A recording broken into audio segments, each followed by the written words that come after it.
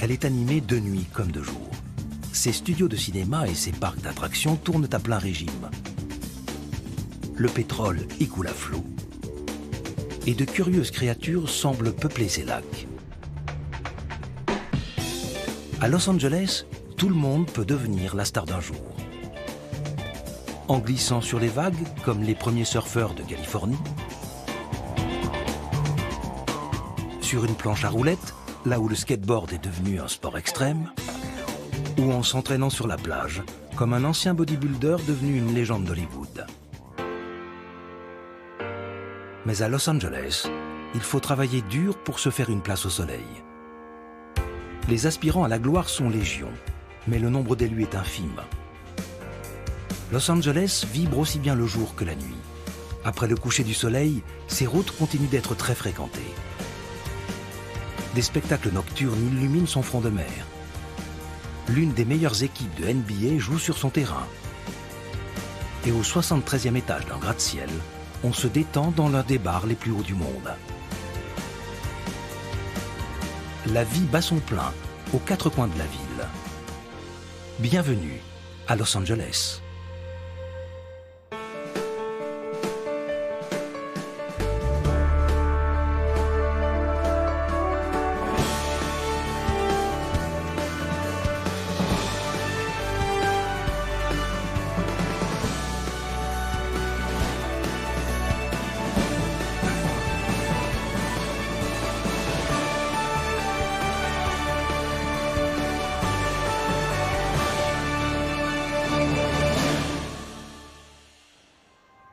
Quand le soleil se lève sur les monts San Gabriel et que les tours de la ville se dessinent à l'horizon, plus de 10 millions de personnes commencent leur journée à Los Angeles.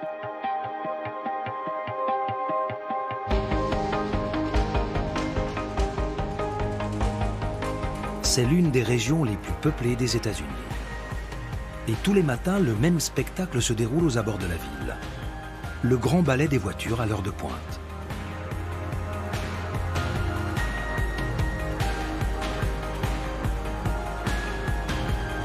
Malgré plus d'1 millier de kilomètres de route, les embouteillages du Grand Los Angeles sont parmi les pires du monde.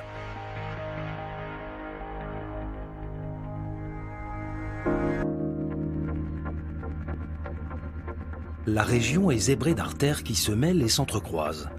La plupart de ces routes conduisent au centre de la métropole. Le reste relie les 87 villes de cet immense comté californien, qui s'étend de l'océan Pacifique au désert des Mojaves.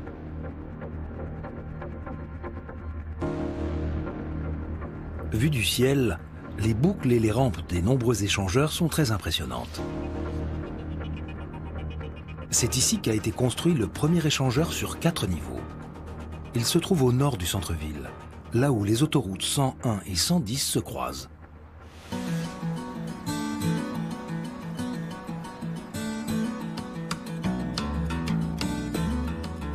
Sa construction a débuté en 1948. Les autoroutes 101 et 110 se trouvent au 2e et 4e niveau, tandis que les rampes d'accès sont au 1er et 3e niveau.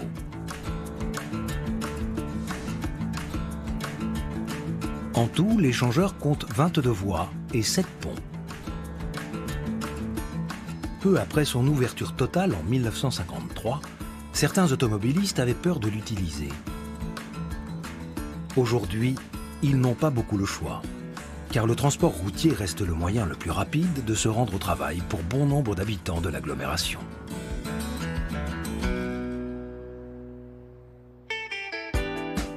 Parmi eux, des comédiens bravent les embouteillages 3 fois par semaine pour se présenter dans cette agence de casting.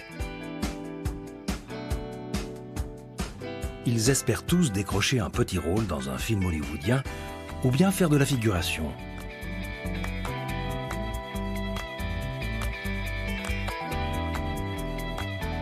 Cette agence, implantée depuis longtemps à Los Angeles, aide les jeunes acteurs à se familiariser avec les techniques du cinéma et les ficelles du métier.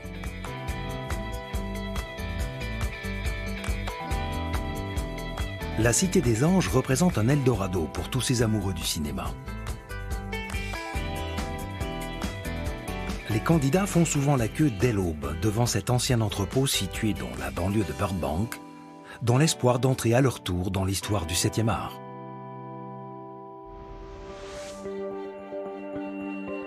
Burbank se trouve dans la vallée de San Fernando, simplement surnommée la Vallée. Entre la vallée et le bassin de Los Angeles se dresse un ensemble de collines, à la frontière orientale des monts Santa Monica. Elles appartiennent à un immense parc de plus de 17 km², soit 5 fois la superficie de Central Park à New York. Chaque matin, les joggeurs envahissent les sentiers de Griffith Park pour s'adonner à leur sport quotidien face à une vue spectaculaire sur Los Angeles. Les terres du parc ont été données à la ville par Griffith J. Griffith, un immigré arrivé sans le sou de son pays de Galles natal. Après s'être enrichi grâce à l'immobilier et au gisement d'argent, il a notamment financé un observatoire qui porte aujourd'hui son nom. Son dôme abrite l'un des plus grands planétariums du pays. Et comme presque tous les monuments célèbres de la ville, il a servi de décor à plusieurs films hollywoodiens. L'une des principales scènes de la comédie musicale La La Land a été tournée ici. Et les fans d'Arnold Schwarzenegger n'oublieront jamais la scène culte du premier Terminator quand il surgit nu devant cet obélisque.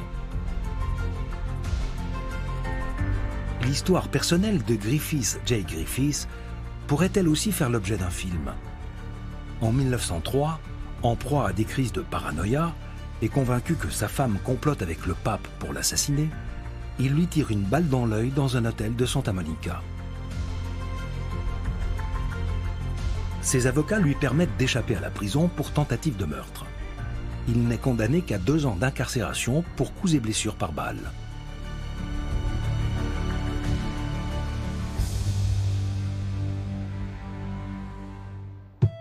Il est 9h36. Dans le quartier de Venice, l'un des plus connus de Los Angeles, des bodybuilders s'entraînent déjà à cette heure matinale. Cette plage est surnommée Muscle Beach, la plage des culturistes. C'est ici qu'Arnold Schwarzenegger a commencé sa carrière comme bodybuilder, avant de devenir une star de cinéma. Lors de sa création en 1934, Muscle Beach se trouve un peu plus loin sur la côte, à Santa Monica. Le culturisme est une toute nouvelle discipline, et la plage attire rapidement les foules venues admirer les performances des athlètes. Ensuite, en 1959, la ville de Santa Monica fait soudain fermer la plage et Muscle Beach est déplacé à Venise. Arnold Schwarzenegger arrive à Los Angeles en 1968, à 21 ans. Il est persuadé que le culturisme lui ouvrira les portes de la gloire. Il s'entraîne d'arrache-pied et remporte son premier titre de Mister Olympia 2 ans plus tard. Une fresque de l'acteur, devenu gouverneur de Californie, rend hommage à cette légende de Muscle Beach.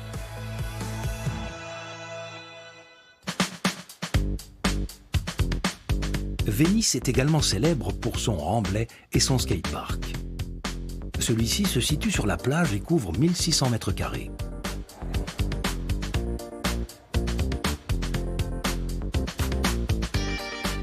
Ce sont des skateurs de la ville qui ont inspiré la conception de ce parc. Los Angeles a joué un rôle capital dans l'histoire de la discipline. C'est ici que les premiers skateurs californiens ont transformé ce simple hobby en sport extrême. Pour bien comprendre les origines du skateboard, il faut comprendre la culture du surf en Californie qui remonte à plus de 100 ans. Tout commence au début du XXe siècle, quand de riches entrepreneurs achètent des plages entières et font construire des quartiers résidentiels en bord de mer. C'est l'argent du tabac qui finance la création de Venise. Le nouveau quartier est construit autour de canaux et de ponts et vendu sous le nom de Venise de l'Amérique. Non loin de là, un magnat du chemin de fer, Henry Huntington, fait lui aussi construire son propre quartier balnéaire. Afin de faire la promotion de Redondo Beach et de sa nouvelle voie ferrée, Huntington engage un surfeur hawaïen du nom de George Freeth pour faire quelques démonstrations de longboard. Beaucoup n'ont alors jamais assisté à un tel spectacle. C'est la naissance de la culture du surf en Californie par celui qu'on surnomme désormais le père du surf moderne. Il est bientôt 10 heures et les surfeurs sont de sortie autour de la jetée de Huntington. Ils sont nombreux à venir surfer sur ces vagues légendaires avant de commencer leur journée de travail. Depuis l'époque de George Freeth, la culture du surf s'est étendue à toute la côte californienne et au monde entier. Surf Rider Beach à Malibu est devenu un spot prisé. C'est la première réserve mondiale de surf, ce qui signifie qu'aucune construction n'est autorisée. Et un peu plus au sud, dans le comté de San Diego, le longboard est encore très pratiqué. De nombreux passionnés tentent ici de parfaire leur maîtrise des vagues. Les conditions sont idéales pour s'essayer au hang ten, une position dont l'objectif est de tenir debout les 10 orteils posés à l'avant de la planche. Un défi que tous ne parviennent pas à relever.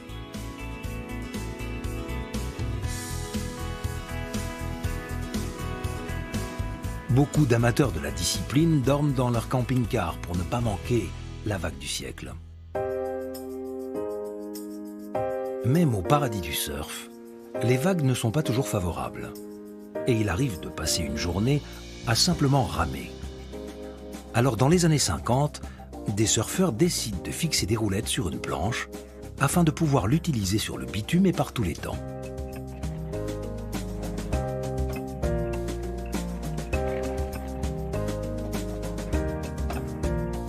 En 1962, le premier magasin de skateboard ouvre ses portes dans la vallée. Il existe encore aujourd'hui.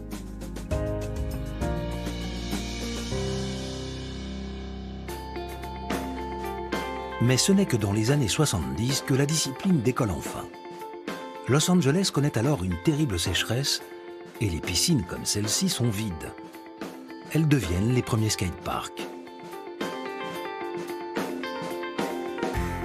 Un groupe de surfeurs et de skateurs, la Zephyr Competition Team, part en quête de ces piscines vides pour s'entraîner. Très vite, ils impressionnent le monde entier avec leur nouveau style et leur figure. Surnommés les Z-Boys, ils se retrouvent dans un magasin de surf situé dans le quartier de Dogtown. La boutique n'existe plus, mais grâce à la célébrité des Z-Boys, la ville de Santa Monica a refusé que le bâtiment soit démoli.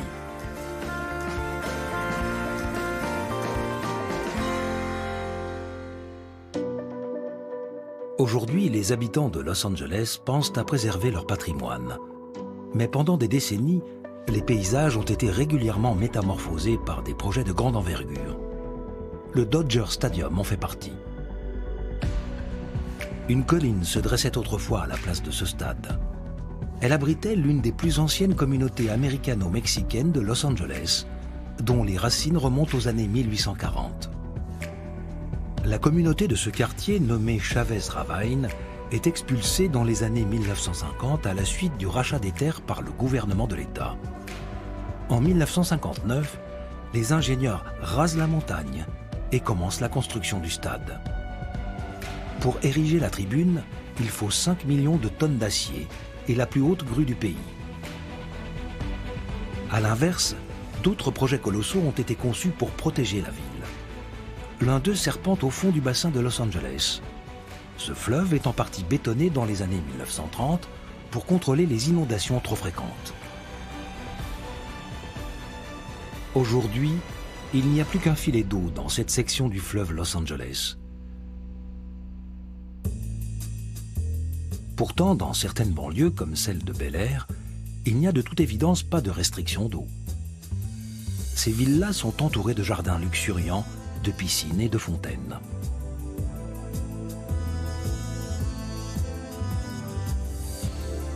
Cette propriété de 5000 m² avec ses jardins paysagers s'inspire d'un château à la française.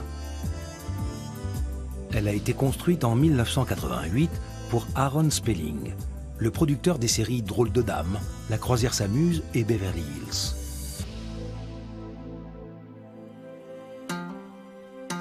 L'une des sources d'eau principales à Los Angeles se trouve dans le nord de la vallée de San Fernando.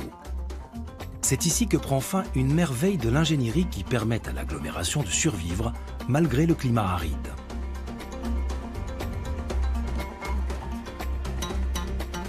Au début du XXe siècle, face à la croissance rapide de la population et la menace de sécheresse, la municipalité de Los Angeles adopte un projet d'irrigation pour assurer l'avenir de l'agglomération pendant des décennies. Elle commence à acquérir des ranchs et les droits d'accès à l'eau qui vont avec dans une région reculée un peu plus au nord, la vallée de l'Owens. Puis elle fait construire un aqueduc de 350 km de long pour acheminer l'eau jusqu'à Los Angeles. À l'époque, c'est un véritable exploit technologique. Le 5 novembre 1913, l'aqueduc est inauguré en fanfare et l'eau coule pour la première fois jusqu'à la vallée de San Fernando. Aujourd'hui, un tiers de l'eau de Los Angeles provient de la vallée de l'Owens. Une fois sortie de l'aqueduc, elle est stockée dans cet immense réservoir. Depuis 2015, la surface du lac est entièrement tapissée de 96 millions de balles noires thermoplastiques.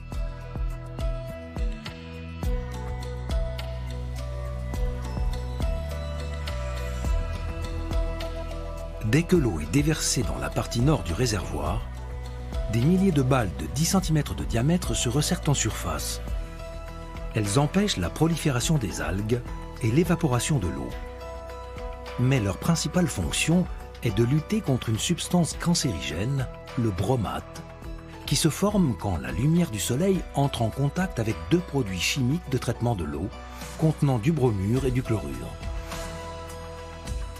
L'opération, qui a coûté plus de 30 millions d'euros, devrait permettre de sauvegarder 1 milliard de litres d'eau par an. Pour que les balles ne s'envolent pas sous l'effet du vent, elles ont toutes été remplies d'eau.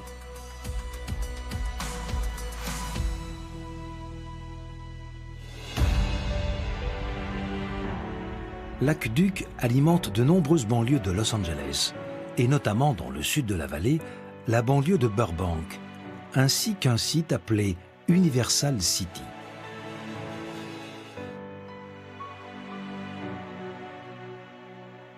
Cette ville dans la ville possède son propre code postal, ses rues et ses immeubles, mais personne n'y habite, à l'exception des sorciers du pensionnat de Poudlard.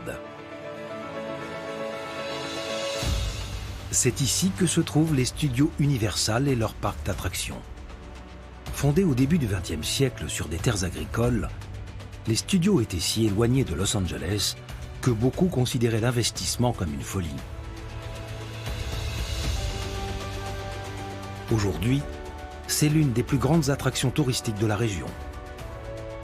Beaucoup d'acteurs en herbe travaillent dans ce parc, car les employés bénéficient de cours de théâtre gratuits. Ils ont également l'occasion de rencontrer des directeurs de casting. L'une des attractions du parc est inspirée du film de science-fiction Waterworld avec Kevin Costner.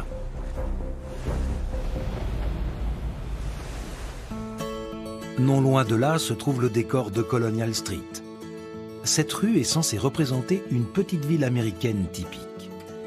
Les amateurs de la série Desperate Housewives y reconnaîtront Wisteria Lane.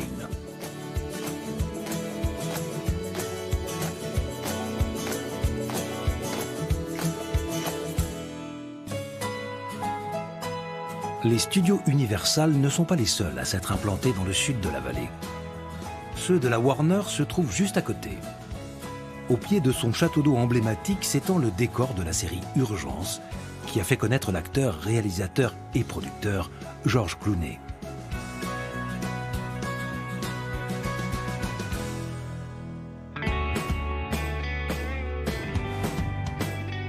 Les équipes de tournage travaillant à la Warner déjeunent souvent dans ce restaurant de l'autre côté de la rue. George Clooney et son associé en étaient si friands que leur maison de production porte le même nom que cet établissement.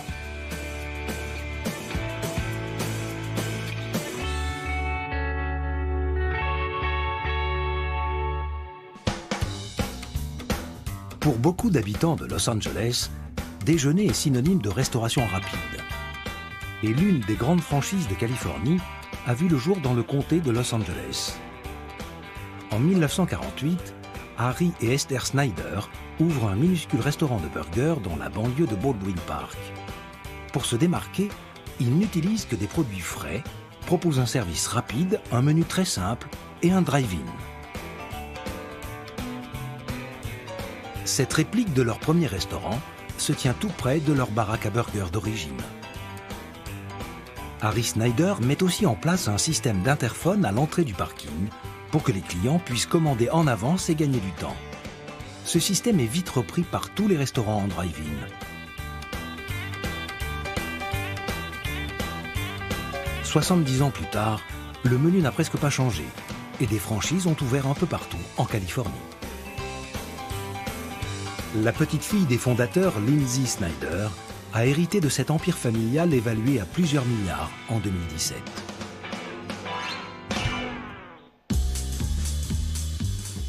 Mais tout le monde n'est pas adepte des burgers sur le pouce. Les célébrités d'Hollywood fréquentent des restaurants plus chics, comme celui du Beverly Hills Hotel. Cet hôtel est devenu un acteur à part entière de la vie quotidienne à Hollywood.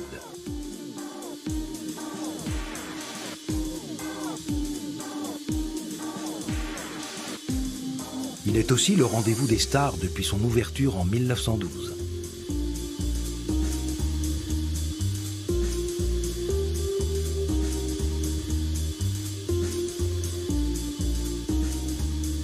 Marilyn Monroe a séjourné dans l'un de ces bungalows à l'occasion du tournage de certains Lane Show. Et Elizabeth Taylor y aurait passé 6 de ses 8 lunes de miel. Orson Welles, Warren Beatty ou dans un autre registre, Jay-Z et Beyoncé ont nagé dans sa piscine et fréquenté son bar devenu culte.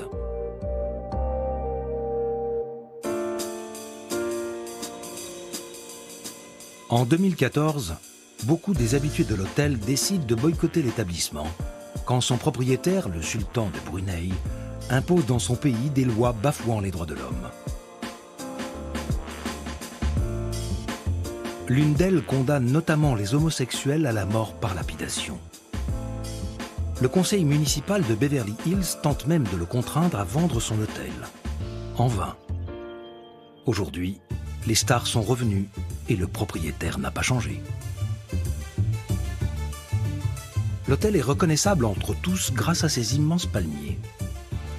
Difficile d'imaginer Los Angeles sans ces arbres qui bordent la plupart des rues. Ils ont été importés et plantés pour des raisons esthétiques.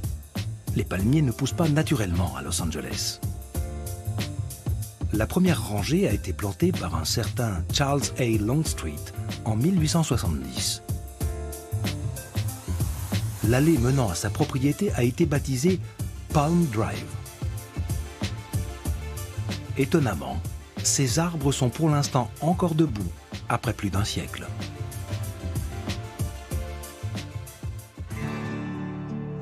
Bien que certains quartiers de Los Angeles arborent une végétation tropicale, le climat ici est méditerranéen.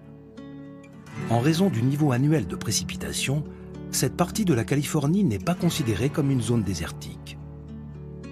Le comté est soumis à de nombreux microclimats différents.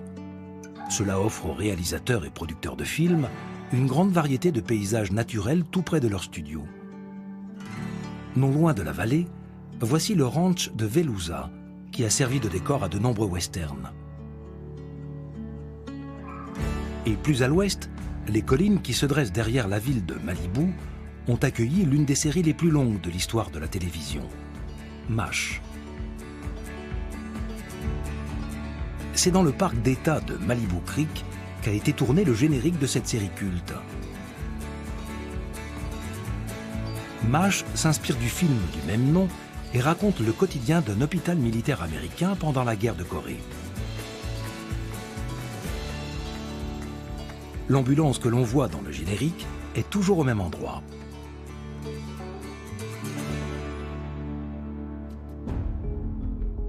Ces paysages permettent aussi d'imaginer à quoi ressemblait Los Angeles avant l'arrivée des colons espagnols. La tribu amérindienne des Chumash peuplait alors ces collines en bord de mer. On estime qu'entre 18 000 et 22 000 Amérindiens ont vécu dans la région.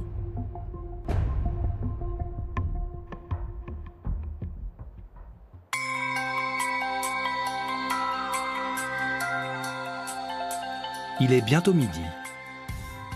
Cet énorme rocher qui se dresse devant le musée des arts du comté de Los Angeles, le LACMA, est baigné de soleil. Mais ce rocher de 300 tonnes n'a pas été amené ici par un séisme, un glissement de terrain ou une éruption volcanique. Il a été transporté depuis une carrière à 150 km de là. En 2012, quand le rocher fait son entrée dans les rues de Los Angeles, il est acclamé par des milliers de passants venus assister à l'événement. Il fait partie d'une installation extérieure permanente de l'artiste Michael Heiser. L'œuvre, baptisée Levitated Mass, qui signifie masse lévitée, est posée à cheval sur une passerelle destinée aux visiteurs. La zone sur laquelle se situe cette œuvre d'art contemporain est riche en histoire. Elle renferme les traces d'animaux très anciens qui erraient dans les collines et les vallées de Los Angeles. Il y a encore 10 000 ans, d'énormes mammifères comme le mastodonte d'Amérique peuplaient cette région. Mais certains ont fait l'erreur de s'aventurer sur les rives de ce lac opaque. Contrairement aux apparences, ce lac n'est pas constitué d'eau, mais d'asphalte naturel. Cette reconstitution montre comment des milliers d'animaux préhistoriques ont péri en se retrouvant pris au piège de mares de goudron.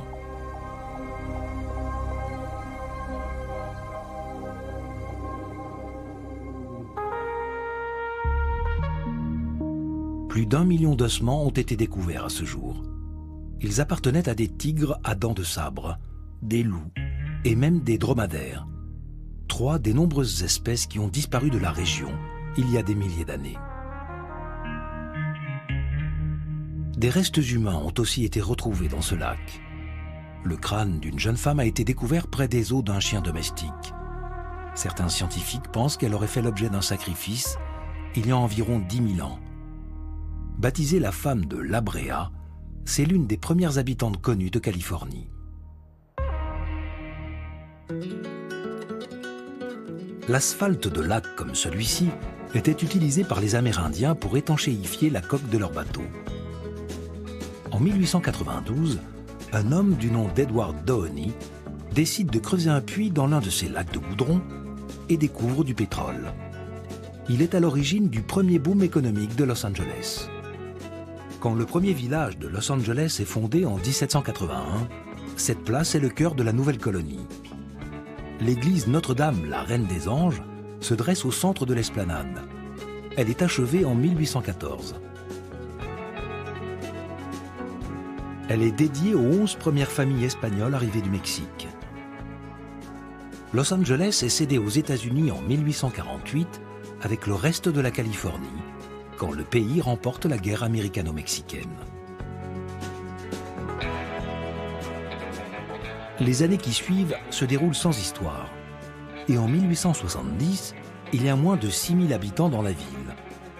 30 ans plus tard, on en dénombre 100 000. La ville connaît un essor fulgurant grâce au chemin de fer et au pétrole.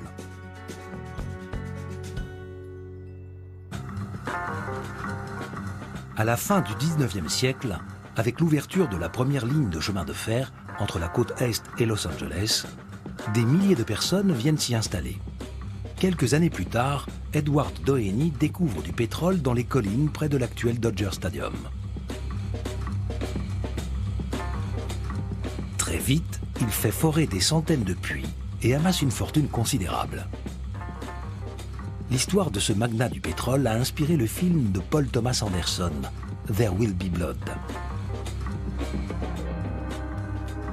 Au début du XXe siècle, toute la région de Los Angeles est tapissée de puits de pétrole.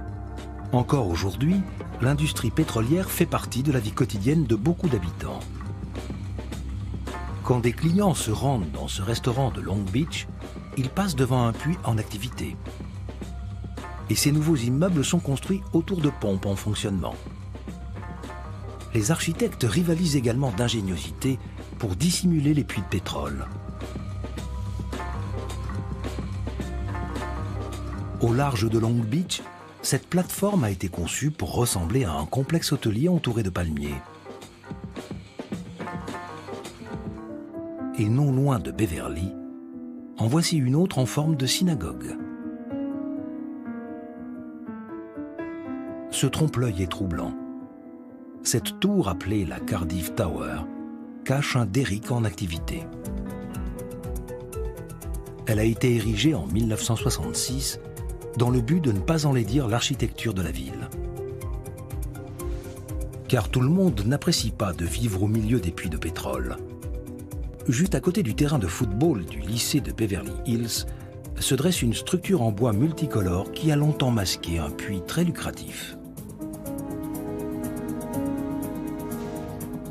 Nicolas Cage, Lenny Kravitz et Angelina Jolie font partie des anciens élèves de ce lycée.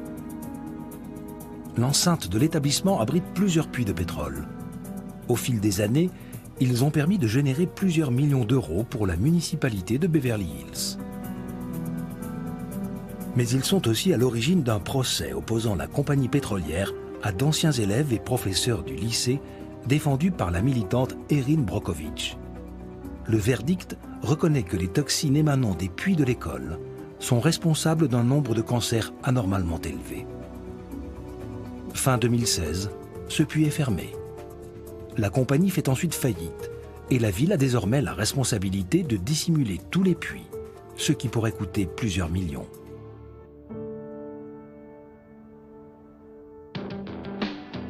La plupart des puits de pétrole creusés dans Beverly Hills sont désormais condamnés.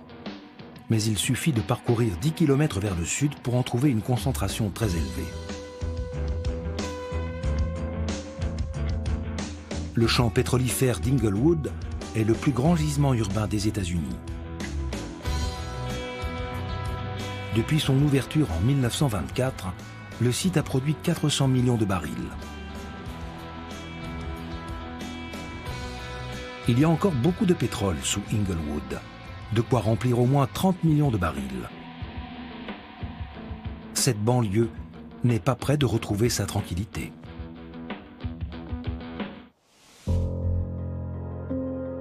Tandis que les compagnies pétrolières tentent de se faire oublier, une église à Los Angeles affiche sa présence en lettres capitales. En 1977, l'église de Scientologie rachète cet ancien hôpital pour en faire son siège national. Son nom est presque aussi visible que celui d'Hollywood sur la colline qui domine la ville. Les membres de l'église surnomment le siège la base de commandement de la région Pacifique. La Scientologie est largement considérée comme une secte. Chaque jour, un flot permanent d'employés et de membres pénètre dans ce bâtiment. Mais personne à l'extérieur ne sait réellement ce qui se passe derrière ces murs. Des stores masquent la plupart des fenêtres. En bas de la rue, sur Franklin Avenue, se trouve le Celebrity Center. C'est ici que l'église organise des séances spéciales pour les acteurs, musiciens et personnalités de Los Angeles. Tom Cruise et John Travolta sont sans doute les scientologues les plus célèbres. Mais l'église compte beaucoup de membres illustres. D'anciens scientologues dénoncent régulièrement des manipulations et des comportements abusifs. C'est le cas de l'actrice Léa Remini. Elle présente même une série télévisée intitulée « Confession d'une ex-scientologue » où elle interroge des membres actuels ou anciens de l'Église.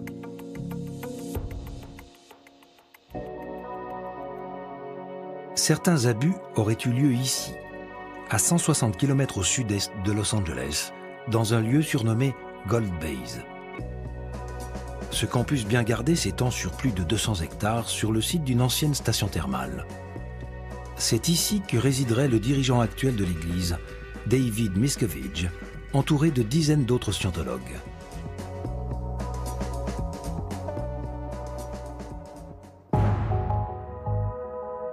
Cette maison de style écossais se dresse au centre du campus.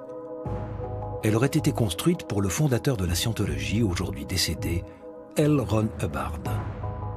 La propriété est parfaitement entretenue afin d'accueillir Ron Hubbard lors de sa prétendue réincarnation. Son ancien camping-car en parfait état dort dans le garage. Plus loin dans la vallée, cette réplique d'un château écossais abrite des studios de cinéma à la pointe de la technologie.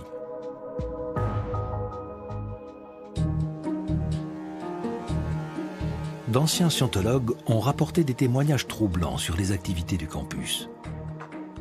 Certains membres y seraient séquestrés pour mauvais comportement dans un bâtiment surnommé Le Trou, contraints à des travaux forcés et menacés physiquement. La direction de l'Église dément fermement ces accusations. Une chose est sûre, les agents de sécurité savent exactement qui entre et qui sort de la propriété. Sur la colline au-dessus de la clôture en barbelé qui cerne le campus, se cache un bunker. Il est camouflé et doté de caméras de surveillance, filmant aussi bien l'extérieur du campus que ses membres situés à l'intérieur. Pendant que des scientologues passent des journées, voire des semaines enfermés à Gold Base, d'autres habitants de Los Angeles partent en exploration. Près de la côte, le relief de Los Angeles semble relativement plat. Mais d'impressionnantes montagnes se dressent au nord de l'agglomération. Ce sont les monts San Gabriel. Ils font partie d'une réserve protégée au centre du comté, appelée la Forêt nationale d'Angeles. La principale attraction de ce parc est le mont San Antonio, qui culmine à 3067 mètres d'altitude au nord du petit village de montagne appelé Mount Baldy.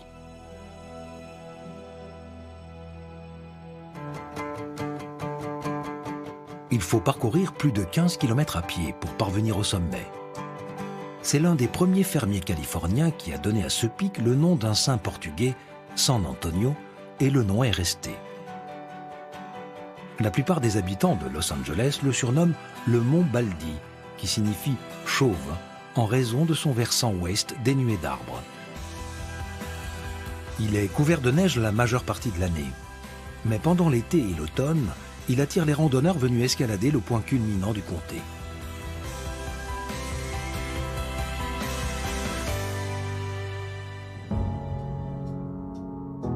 Tout le monde ne vient pas dans ces montagnes pour marcher. Certains veulent vivre le grand frisson. Ce pont faisait partie d'un projet de développement routier lancé dans les années 1930.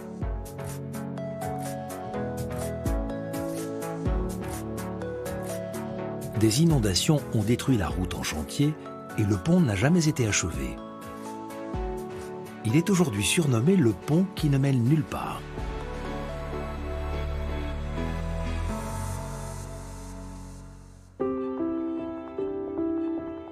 En 1994, le chanteur Leonard Cohen quitte sa résidence de Los Angeles pour se retirer dans les monts San Gabriel, au monastère de Mount Baldy. Il vit 5 ans en reclus dans l'une de ses cabanes et mène une vie simple avec les autres moines. Il espère guérir de sa dépression chronique que ni le vin, ni les femmes, ni la musique ne sont parvenus à soigner, déclare-t-il alors. Mais il remplit également les fonctions d'assistant personnel du fondateur du monastère et grand maître zen japonais. Pendant cette période, Leonard Cohen compose un nouvel album qu'il sort peu après son retour à Los Angeles en 1999.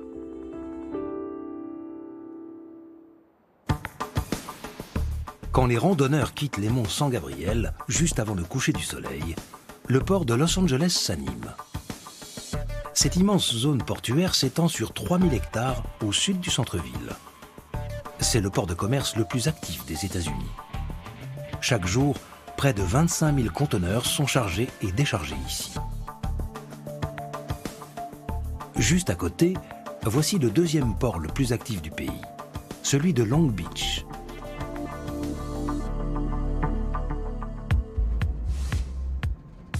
Il est 17h et une expérience futuriste est en cours.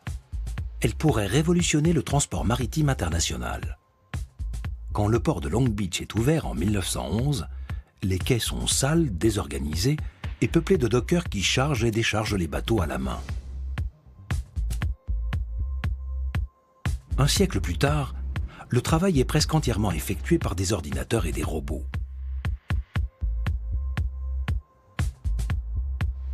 Les conteneurs sont empilés par des grues automatiques en attendant d'être hissés sur les navires cargo.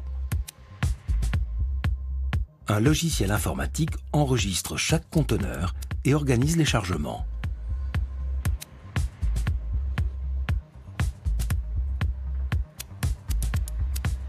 Quand le moment est venu d'en charger un sur un navire, une grue le soulève et le dépose sur une remorque automatique.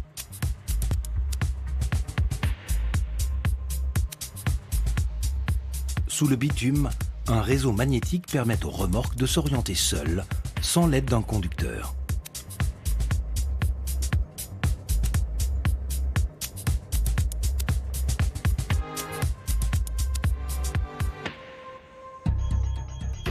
Ces machines sont peut-être l'avenir du transport maritime. Contrairement aux hommes, elles fonctionnent 24 heures sur 24. Elles peuvent être programmées pour travailler en continu. La seule difficulté est d'éviter qu'elles ne se percutent lors d'une manœuvre. Une autre grue vient ensuite soulever le conteneur et le dépose dans sa zone de préchargement sur le quai. Jusqu'à maintenant, tout le travail a été effectué par des machines. Mais ce sont les hommes qui se chargent de la dernière étape, la plus délicate. Positionner chaque conteneur sur le pont du navire, sans heurter ceux déjà en place. Cette gigantesque partie de Tetris nécessite de la dextérité, de l'expérience et de la précision dont seuls les êtres humains sont capables, du moins pour l'instant. À Los Angeles, l'un des plus beaux endroits pour admirer le coucher de soleil est la jetée de Santa Monica. Quand l'horizon est dégagé, des centaines de personnes viennent assister au spectacle. Seuls l'océan et le ciel les séparent du soleil couchant.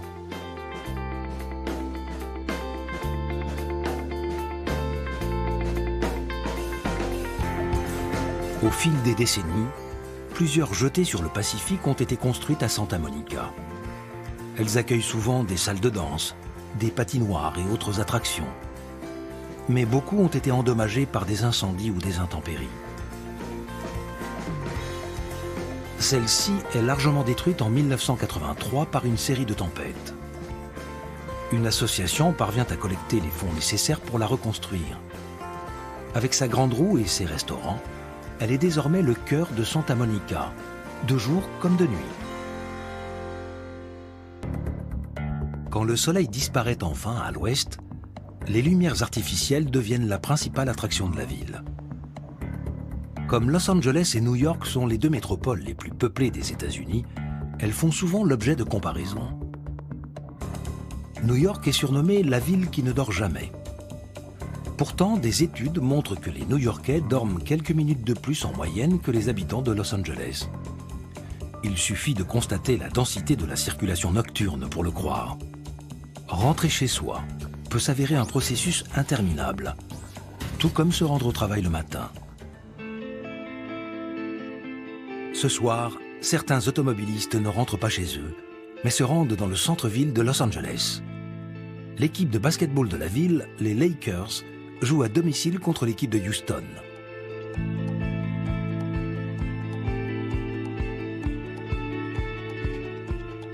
Dès 1924, la ville de Los Angeles impose des restrictions de hauteur pour les nouveaux bâtiments. Aucune construction ne doit dépasser l'hôtel de ville, haut de 138 mètres. La municipalité craint que le vent ne s'engouffre entre d'éventuels gratte-ciel, comme dans un canyon. Cette restriction est levée en 1957 et des tours commencent à apparaître.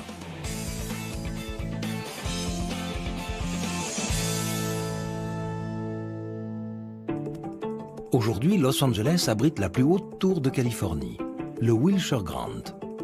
Ce gratte-ciel de 73 étages entièrement vitré a pour thème les paysages californiens. Son toit en verre est censé évoquer une formation rocheuse du parc national de Yosemite.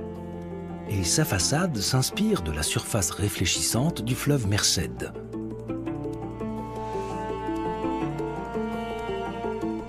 Los Angeles étant à cheval sur plusieurs failles sismiques, la tour est conçue pour résister à un tremblement de terre de magnitude 7,5. Un bar à cocktail se trouve sur le toit, au 73e étage de la tour.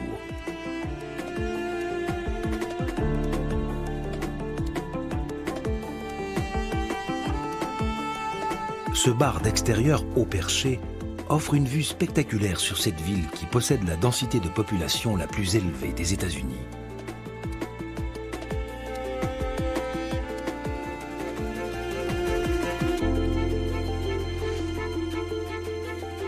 Au pied de la tour, à l'automne, Pershing Square accueille une patinoire. Scène étrange au cœur d'une métropole chaude et aride.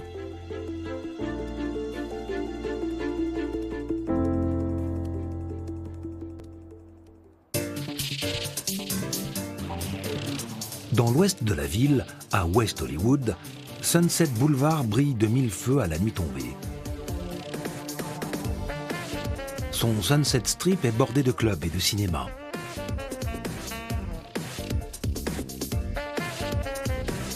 Dans les années 1920, le Sunset Strip se trouvait à l'extérieur de la ville et les jeux d'argent y étaient autorisés. Peu à peu, les bars se sont multipliés sur cette avenue qui conduit à Beverly Hills.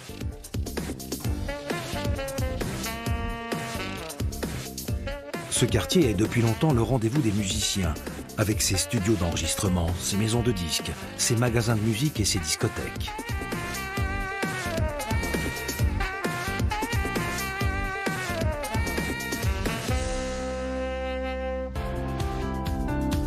Le Whisky à Gogo, qui a ouvert ses portes en 1964, est l'un des clubs les plus légendaires de West Hollywood.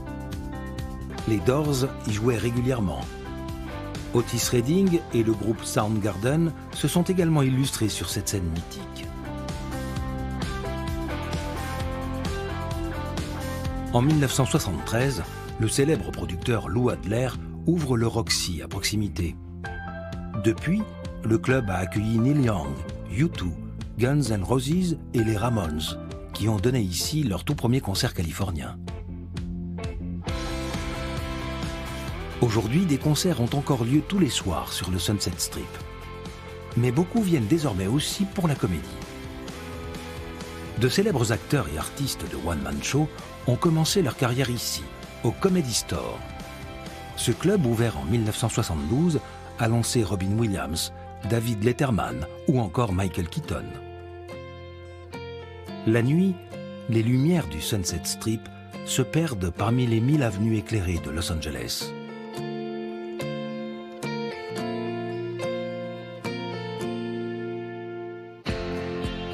Ces lueurs vont continuer de briller jusqu'à l'aube, longtemps après le lever de lune au-dessus des collines de Santa Monica. Chaque jour, le grand Los Angeles s'illumine un peu plus et sa population grandit.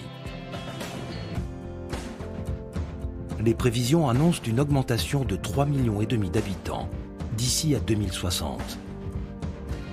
Mais une chose ici ne changera jamais.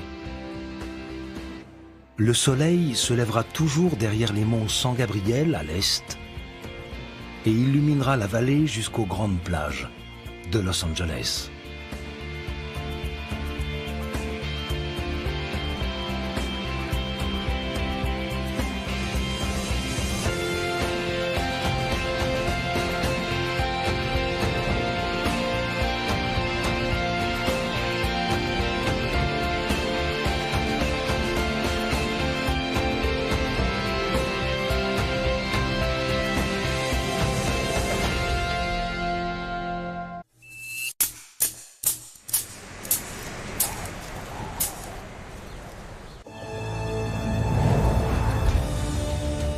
Tikal, cette cité bâtie il y a plus de 2000 ans dans la forêt guatémaltèque, était la ville la plus importante de la civilisation maya.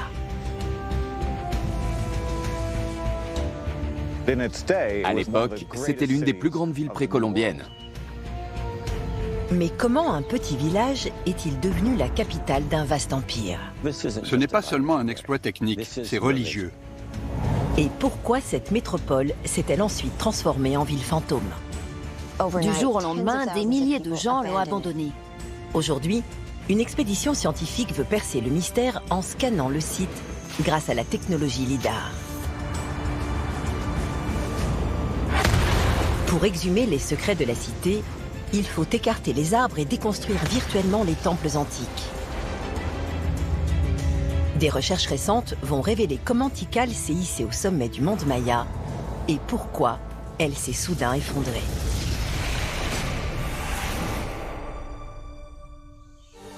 Au cœur de la forêt tropicale humide du Guatemala se cachent les ruines d'une mystérieuse métropole.